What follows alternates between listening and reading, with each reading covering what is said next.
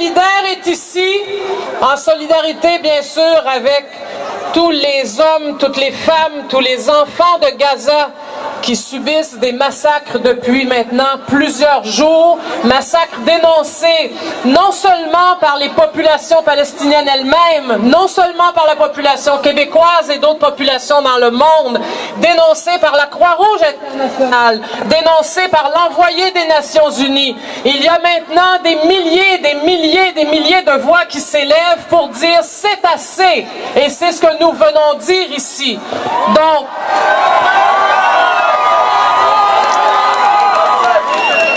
Québec solidaire exige donc qu'immédiatement un cessez-le-feu entre en vigueur. C'est une nécessité absolue pour nourrir les gens, pour soigner les blessés, pour enterrer les morts, pour laisser une chance à la paix. Mais ce n'est pas tout. Québec solidaire dit aussi ceci: la seule véritable solution à tout ce conflit qui a déjà fait trop de morts, qui a déjà causé trop de problèmes aux populations palestiniennes depuis tellement d'années, la seule solution, c'est un pays pour la Palestine.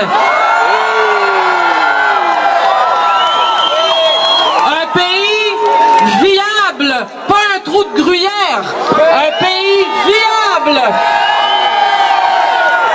C'est la seule solution, non seulement à toutes les misères, à toutes les frustrations, à tout le mépris dont se sent victime le peuple palestinien, mais c'est la seule façon aussi pour la population d'Israël d'arriver à la paix. Et c'est pour ça qu'il faut ce pays. Il faut y arriver par des voies négociées. Faisons taire les armes, c'est assez.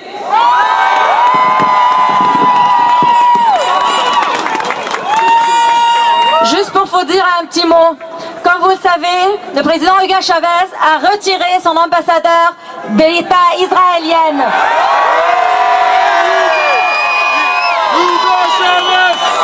C'est ce genre d'acte de solidarité que nous demandons de notre propre gouvernement ici, de montrer leur solidarité avec la population palestinienne.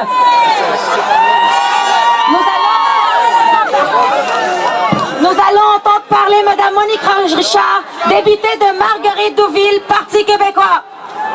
Mme Monique Richard, deputy of Marguerite-Douville from the Parti québécois. Alors bonjour tout le monde, merci d'être là en si grand nombre. C'est important que nous tous et nous toutes, citoyens, citoyennes du monde, prenions la parole, soyons là aujourd'hui mobilisés pour faire en sorte que les lois internationales soient respectées, que nos gouvernements agissent pour faire ce respect et faire en sorte que les droits humanitaires soient rétablis. On n'a pas le droit dans le monde d'aujourd'hui d'affamer des populations, de réduire les services de santé, de réduire les besoins humanitaires et de faire en sorte qu'on prenne en otage les Palestiniens actuellement. Pour le Parti québécois, il est essentiel qu'immédiatement on obtienne un cessez-le-feu. Il est essentiel que le droit international soit rétabli. Il est essentiel qu'on agisse pour un règlement pacifique. Il est essentiel que la population palestinienne retrouve ses droits, retrouve sa liberté, sa capacité de vivre chez elle. Alors, continuons d'être présents, d'être mobilisés, de faire cette pression nécessaire, ici comme ailleurs, dans tous les pays du monde, pour qu'on ait un règlement pacifique, pour que ça se fasse correctement et pour que les gens, les personnes, les femmes, les enfants aient droit à la nourriture, aient droit à des services humanitaires, aient droit à des services de santé, aient droit à la paix. Merci.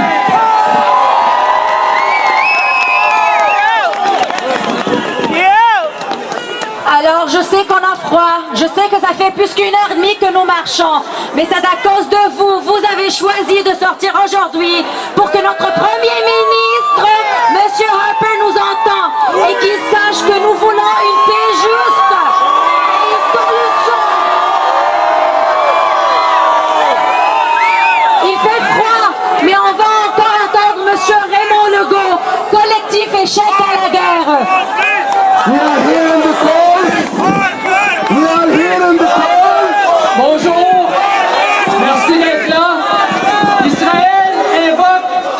le droit de se défendre et invoque la nécessité de mener une guerre contre le terrorisme.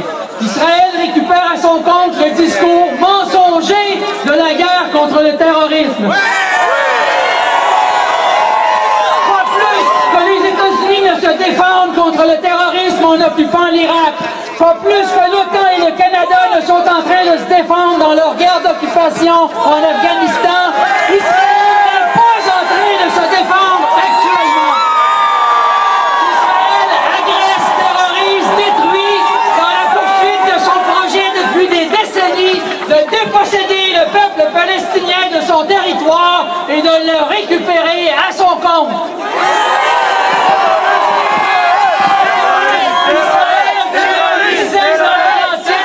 Depuis le début de cette guerre, Israël a bombardé des convois des Nations Unies. Israël empêche le Comité international de la Croix-Rouge d'aller porter secours à des civils palestiniens en détresse. Israël est un État hors la loi dans la région.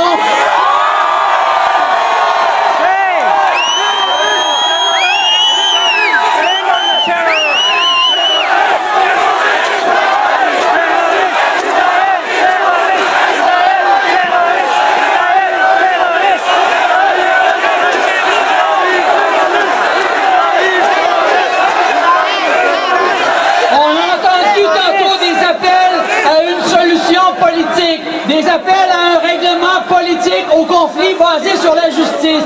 C'est très important d'être précis là-dessus, à notre avis. Il ne s'agit pas de pousser sur des chevaux morts. Il ne s'agit pas des faux processus de paix fictifs qu'on a entretenus jusqu'à maintenant. Il ne s'agit pas de nouvelles feuilles de route vers l'enfer pour Gaza. Il s'agit de l'exercice immédiat du droit à l'autodétermination du peuple palestinien.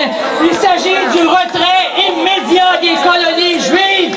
Il s'agit d'une paix dans la justice maintenant. Sinon, des nouvelles oreilles à cesser de feu au prochain massacre. Sinon, ce sera des nouvelles invasions du Liban. Sinon, ce sera encore plus de destruction.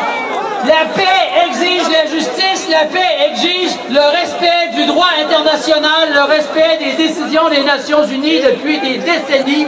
Maintenant, aucun représentant politique au Canada ne défend le point de vue de la majorité de la population en ce moment. C'est pas seulement Stephen Harper. Encore hier, Ignatieff, le porte-parole de l'opposition libérale, a défendu le droit de se défendre d'Israël et a blâmé l'agression actuelle contre le Hamas. Israël n'est pas en train de se défendre. Nous devons dénoncer l'agression d'Israël. Tantôt, on a entendu des appels à considérer le boycott de la société israélienne et des entreprises. C'est un débat que les associations de la société civile québécoise doivent mener. Il y a 170 associations civiles en Palestine qui le demandent depuis plus de 2 ans. Nous devons faire cette discussion-là dans toutes nos instances ici. Merci.